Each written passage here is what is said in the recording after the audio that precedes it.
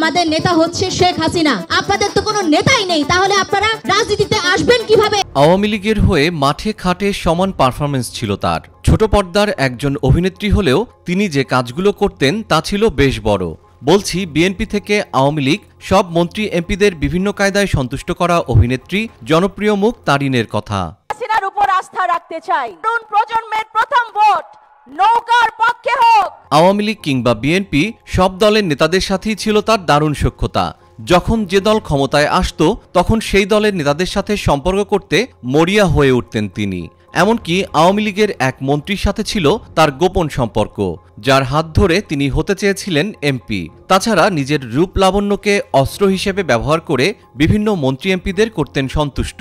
ছোট পর্দার জনপ্রিয় মুখ এই তারিন জাহান। ব্যক্তিগত ফায়দা লোটার জন্য এমন কোনো কাজ নেই যেটা করেননি এই অভিনেত্রী। বিএনপির আমলে তিনি ছিলেন জাতীয়তাবাদী সাংস্কৃতিক সংগঠনের নেত্রী, তাই বিএনপির প্রায় সব ধরনের সাংস্কৃতিক অনুষ্ঠানে ডাক পড়ত তার। জিয়া সাংস্কৃতিক সংগঠনের এক যুগ পূর্তিতে বিশিষ্ট সম্মাননা পদকও নেন তিনি।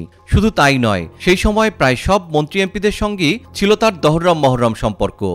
আওয়ামী লীগ ক্ষমতায় আসার পরেই রাতারাতি খোলস পাল্টে নব্য আওয়ামী লীগার হয়ে যান এই তারিন। যোগদান করেন বঙ্গবন্ধু সাংস্কৃতিক জোটে। বিএনপির মতো আওয়ামী লীগের যে কোনো অনুষ্ঠানেও ডাক পড়ত এই অভিনেত্রীর। এমনকি খুব অল্প সময়ে মন্ত্রী এমপিদের হাত ঘুরে পৌঁছে যান দেশ ছেড়ে পালিয়ে যাওয়া শেখ হাসিনার নজরে। এরপর সরকারি দলের নেতা হয়ে মাঠঘাট চষে বেড়ান তারিন। রাজনীতিতে ডিগবাজি তকমা পাওয়া তারিন এমপি হওয়ার চেষ্টাও চালিয়েছেন। নৌকা মার্কায় ভোট দিয়ে জননেত্রী শেখ হাসিনাকে আবারও বিজয়ী করে প্রধানমন্ত্রী নির্বাচিত করি। একাদশ জাতীয় নির্বাচনে নমিনেশন চেয়েও পাননি তিনি, তবে বসে থাকেননি। গুঞ্জন আছে বিগত সরকারের এক মন্ত্রীর সাথে সম্পর্ক করে দ্বাদশ জাতীয় সংসদ নির্বাচনে অংশ নেওয়ার প্রস্তুতিও শুরু করেন তিনি। এই নির্বাচনে তারিন ছাড়াও ছিলেন আরও বেশ কিছু শোবিজ তারকা। ফলে ঘোরেনি অভিনেত্রীর ভাগ্যের চাকা। সংরক্ষিত মহিলা আসন পেতেও তোড়জোড় ছিল তারিনের। শোনা যায় মন্ত্রী এমপিদের ঘরে ঘরে গিয়েও এবারও লাভ হয়নি এই অভিনেত্রীর।